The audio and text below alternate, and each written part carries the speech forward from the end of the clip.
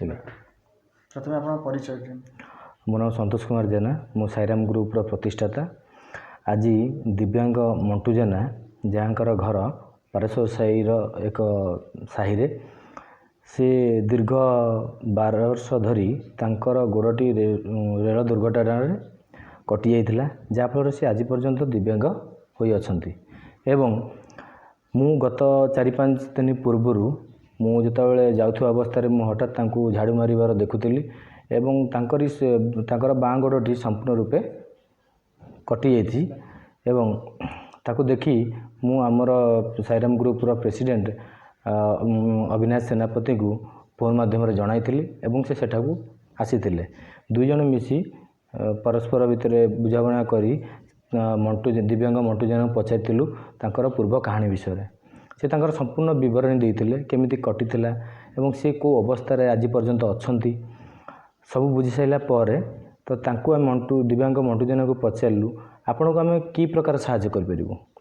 से कहिले मते गोटिए 3 चकिया साइकेल देले मु मो जीवनटा को आहुरी उन्नति पथरे गति करी एवं मोर से 3 चकिया साइकेल मु किछिटा व्यवसाय करिम बोली भाबिछि। एवं आम ताको पचारलु को प्रकार बिजनेस आपन करिकी आपन पेट पोषि परिबे ना। ए कोरोना महामारी समय रे मु भाबुची किछि मैक्स किछि सैनिटाइजर धरी रास्ता रास्ता रे बुलिबी एवं ग्राहक मानकू देई परिबी। एक प्रकार यह कोरोना सचेतन हो पार एवं मोर पेट पोषि पारि। आज जो भाव में आप कार्य करमितिक असहाय मानक सहायतार हाथ बढ़ाई कौन रही आपण चिंताधारा? प्रथम तो मु कहिबी आम ग्रुप्र गोटे लक्ष्य समाजर सेवा करने प्लस समाज रे थिबा असहाय एवं दरिद्र लोक मानकू किपरि सहायतार हाथ बढ़ाइबा, जो माने कि बहुत माने परदा पछरे अछंती जहाँ पाखरे लोक मैंने पहुँची पारना। तो आम चेष्टा सत चेष्टा करुचु आम पहुँचापी। आमर ये पूर्वर भी किछिटा कार्यक्रम आम करूँ मोर संपूर्ण सदस्य को लेकिन आम पूर्वर गोटे जोब्रार गोटे एक बस्ती अंचल रे संपूर्ण सैनिटाइज करूँ एवं तत्पर 2 दिन पूर्वर आम कटकर विभिन्न सहर विभिन्न थाना गुड़ी को संपूर्ण रूपे विशोधन करूँ।